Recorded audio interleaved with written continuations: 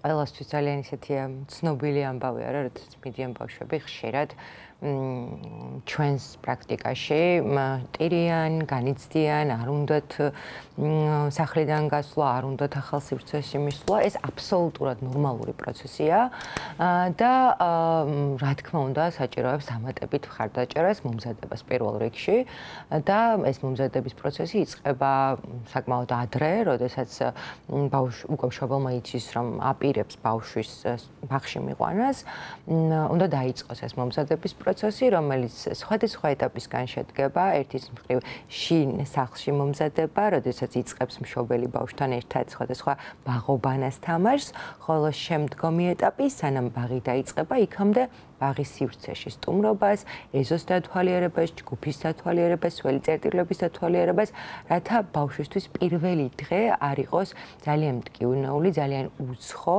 და შედარებით ნაცნობ გარემოში, ნაცნობ ადამიანებთან, მინიმუმ აღმზრდელთან მაინც ჰქონდეს პირველადი კომუნიკაცია. ძირითადი შფოთვა განპირობებულია იმით, რომ იქამდე თუ კი ბავშვი განსაკუთრებით და სულ პირველად მიდის ბაღში, იქამდე თუ კი ბავშვი იყოს სახლის გარემოში, სახლის სივრცეში, სადაც სხვა წესებია, სხვა რუტინაა, ეს ცვლილება უკვე ბავშვისთვის რა თქმა უნდა იწვევს განგარშს, უცხოობის განცდას და ბუნებრივია არ სურს თავისი იმ მიკროგარემოდან გასვლა ახალ გარემოში. თუმცა ადაპტაციის წარმატებული პროცესი ბუნებრივია ეხმარება ბავშვს იმაში, რომ ასეთი მტკივნეული, ასეთი სტრესული არ იყოს მისთვის პირველი კავშირი ახალ სოციუმთან და პირველი კავშირი, სერიოზული კავშირი თანატოლებთან და თანატოლების სოციუმთან. თია, რას აკეთებენ მშობლები სწორად, აი იმ შემთხვევაში, როდესაც ბავშვები თვალსაჩინოდ იოლად ახერხებენ ხოლმე ადაპტაციას საბავშვო ბაღთან. უმეტესობას აქვს პირველი დღეების, თქვათ, პირველი კვირების განმავლობაში პრობლემა, მაგრამ არიან ბავშვები, რომლებიც აი წარმოუდგენლად სწრაფად ეჩვევიან ამ ახალ გარემოს. აი რა ნაბიჯებია გადადგმული, მანამდე ნაწილობრივ მაიამ ისაუბრა, მაგრამ უფრო დეტალურად აღწეროთ, საიდან იწყება ეს პროცესი. დიახ, ესე იგი პირველ რიგში, რასაც ვიტყოდი, ეს რაც მნიშვნელოვანია, ეს არის ბაღი და ოჯახის თანამშრომლობა, კოორდინირებული თანამშრომლობითი ურთიერთობა. მეორე რაც არანაკლებ მნიშვნელოვანია, ეს ბევრ რაღაცას მოიცავს ერთმანეთში, მაგრამ ასევე გავამახვილებ ყურადღებას მშობლის განწყობაზე პირველ რიგში. ან იმის განწყობაზე, ვისაც მიყავს ბავშვი, იმიტომ რომ ხშირად ისე ხდება ხოლმე, რომ არა მშობელს, არამედ მზრუნველს მიყავს, მაგალითად მშობლები არიან ემიგრაციაში, ან ერთ-ერთი მშობელი არის ემიგრაციაში, რაც ასევე მნიშვნელოვანი ფაქტორია, რომ ბაღმაც ეს იცოდეს და საქმის კურსში იყოს ამის შესახებ. დიახ, განწყობას დავუბრუნდები, რომ ნდობით განწყობილი ზრდასრული, რომელიც მიდის საბავშვო ბაღში ბავშვთან ერთად, ეს არის ერთ-ერთი მნიშვნელოვანი წინაპირობა.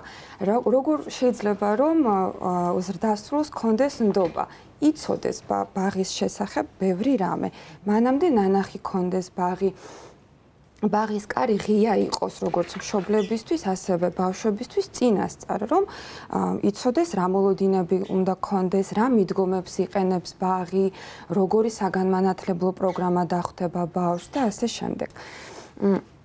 ეს გარკვეულწილად, ანუ პირველ რიგში რომ მშობელზე რომ მუშაობს, ისე რომ ნდობით და პოზიტიური განწყობით არის ბაღის მიმართ, რა თქმა უნდა, ბავშვს ამას გრძნობს და უფრო უსაფრთხოდ გრძნობს თავს. გარდა ამისა, კი ბატონო, აი უსაფრთხო გარემოს რაც შეეხება, ბავშვი, როდესაც ხედავს, რომ ესეთი გარემოა, სადაც პოზიტიურად არიან მის მიმართ განწყობილი, სადაც მას ითვალისწინებენ და სადაც მას აქვს საშუალება, რომ თავად მიიღოს მონაწილეობა აი ამ აქტივობების დაგეგმვაში, თუნდაც ამ ტრანზიციის, ანუ ადაპტაციის პროცესში, რომ თავად იმონაწილეოს, ეს ნდობით აღჭურავს თვითონ ბავშვს ბაღის მიმართ და შეცდომების მიმართ ტოლერანტობა, რა თქმა უნდა, ის რომ ბავშვს თავისუფლად შეუძლია რომ შეცდომები დაუშვას, მაგალითად, არ ვიცი, რაღაცა დაეღვაროს, რაღაცა დაუვარდეს შემთხვევით, ხომ, რომ ეს მიღებულია და ეს ნორმალურია და ასევე თავისუფლად საუბარი, თავისუფლად სიტყვის თქმა, რომ აი ეს ასეთი გარემო ქმნის რეალურად უსაფრთხოების შეგრძნებას.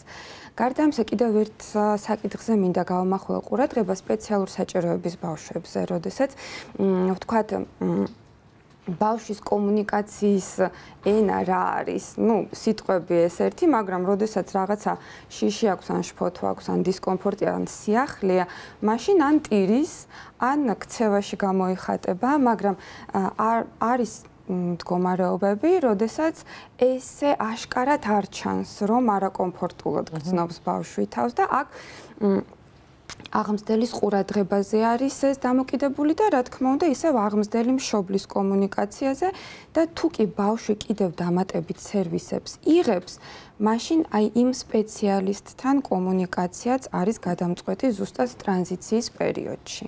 როცა თქვენ საუბრობთ მშობლის ინფორმირებულობაზე, რომ ის თავდაჯერებული იყოს ამ თვალსაზრისით, რამდენად დიდი მნიშვნელობა აქვს მშობლის განწყობას თვითონ. აი განწყობას თვითონ იყოს მშვიდად, იყოს მინდობი იმ ახალი სივრცის მიმართ, სადაც ტოვებს ბავშვს, იმიტომ რომ მშობელს ხშირად ბავშვზე მეტად ეშინია ამ სიახლის შვილის ცხოვრებაში.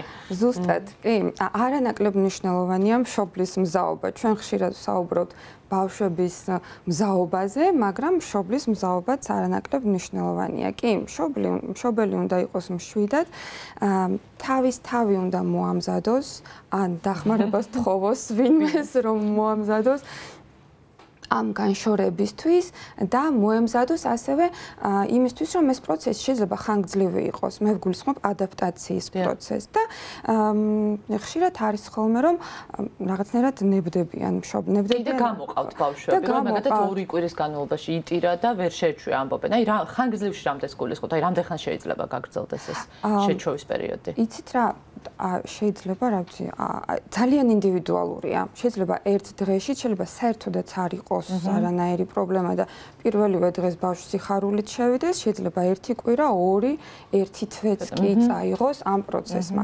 და ასევე ძალიან კარგად მუშაობს ესეთი პრაქტიკა, რომ მშობელი რჩება ცოტა ხანი ბაღში.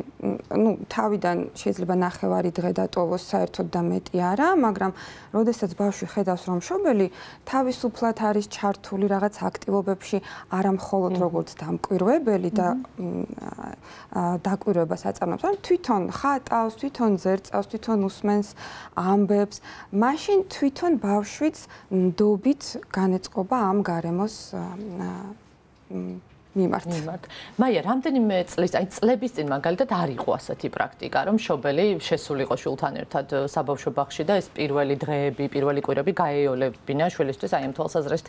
ახლა რამდენად წახალისებული არის ეს პრაქტიკა? ნუ ჩვენ ერთიარო თეორიაში ვსაუბრობთ, რომ ასე კარგია, მაგრამ მეორე რამდენად ხდება რეალურად ეს? ძალიან კომპლექსური კითხვაა, იმიტომ რომ ამ შემთხვევაში ძალიან მნიშვნელოვანია ბაღის მზაობა და ბაღის ღიაობა, რაც თეამ აღნიშნა, იმიტომ რომ მშობლის ჩართულობისთვის ასე მშობელი ხშირად თავად ხშირად გონია რომ არ შეიძლება, იმიტომ რომ თუნდაც აი ეს პრაქტიკა და ძალიან მნიშვნელოვანია ბაღმა მიეწოდოს ეს ინფორმაცია მშობელს და უთხრას რომ აი შეგიძლიათ მობრძანდეთ, დაესწროთ, მიიღოთ მონაწილეობა, ჩაერთოთ ამ პროცესებში. ხშირად ამას აკეთებენ როგორც წესი უფრო მეტად კერძო ბაღები, თუმცა ბოლო წლების განმავლობაში საჯარო ბაღებისთვისაც გახდა ასე ვთქვათ ეს პრაქტიკა, მიღებული პრაქტიკა და ძალიან მნიშვნელოვანია მეორე მხარეს თვითონ აღმზრდელის კომუნიკაცია, იმიტომ რომ აი თქვენ აღნიშნეთ ღელვა მშობლის ღელვა და ეს ძალიან ნორმალური ამბავია, რომ მშობლისთვისაც ემოციურია პირველად გადის მისი შვილი იმ სივრციდან, სადაც ამდენი ხანი ერთად გაატარეს და აღმზრდელს ამ შემთხვევაში და ბაღს არა მხოლოდ ბავშვის ადაპტაცია რეალურად, მას მშობლის ხარდაჭერის გაწევაც სჭირდება. ერთგვარი მიმართულების მიცემა, რა შეიძლება გააკეთოს, კონკრეტული ნაბიჯების მიწოდება, რჩევების მიცემა, რომ აი აქედან როდესაც წაიყვან, კითხეთ თქვათ თუნდაც, რა მოეწონა, რა იყო მისთვის სასიამოვნო პროცესი, რამე ხომ არ იყო უსიამოვნო, რა გავითვალისწინოთ. აი ესეთი ტიპის რჩევები მშობელსაც ძალიან ეხმარება და აძლიერებს. და ასევე სამწუხაროდ გავრცელებულია ეს ძალიან ძველი პრაქტიკა, რომ აი იტირებს და გაჩუმდება. ბავშვისთვის აი თემაც აღნიშნა, რომ განსაკუთრებით საჭიროების მქონე ბავშვებისთვის ძალიან ხშირად ერთადერთი ფორმა იმისი, რომ საკუთარი თავი გამოხატონ არის ტირილი. იტირებს და გაჩუმდება ნიშნავს იმას, რომ ჩვენ ბავშვს ვეუბნებით, რომ იცი რა, შენ რასაც მეუბნები, ამ ფორმით, ტირილის ფორმით, მე ეს უბრალოდ არ მესმის. ანუ შენს არც აზრს, არც შენს ემოციას, არც შენს გრძნობას არაფერს არ ვითვალისწინებ. აი ეს დამოკიდებულება არის ძალიან მოძველებული.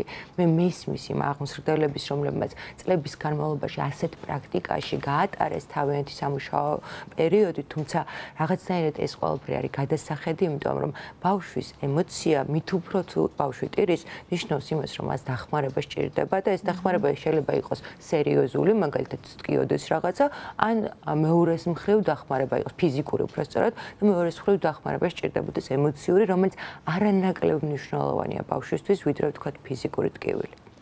თეა, როდესაც საუბრობთ იმაზე, რომ მოვამზადოთ ბავშვი ამ ძალიან მნიშვნელოვანი ცვლილებისთვის მის ცხოვრებაში განვაწყოთ, ის ამის ალბათ გასათვალისწინებელია ბავშვის ასაკიც. და ის სწორედ ასაკთან დაკავშირებით მინდა დავსვა შემდეგი კითხვა, რომ დიდი აზრთა სხვადასხვაობა იმაზე, რა ასაკში უნდა შევიყვანოთ, როდისაა უკვე ბავშვი მზად იმისთვის, რომ შევიყვანოთ საბავშვო ბაღში. ვიცი რომ სახელმწიფო ბაღები იღებენ 2 წლის ასაკიდან, თუმცა ახალი კვლევებით გაჩნდა ასეთი მოსაზრება, რომ არ არის რეკომენდებული 3 წლის ასაკამდე. არსებობს ამასთან დაკავშირებით ერთმნიშვნელოვანი რეკომენდაცია? ჩვენი კანონმდებლობა ითვალისწინებს განათლებას და განვითარებას ადრეული ასაკიდან. ეს იმას ნიშნავს, რომ ანუ ადრეული და სკოლამდელი აღზრდა და განათლება, როდესაც ვამბობთ, გულისხმობთ, რომ ადრეული არის 0-დან 2 წლამდე და შემდეგ უკვე სკოლამდელი 2-დან 6 წლამდე ასაკი.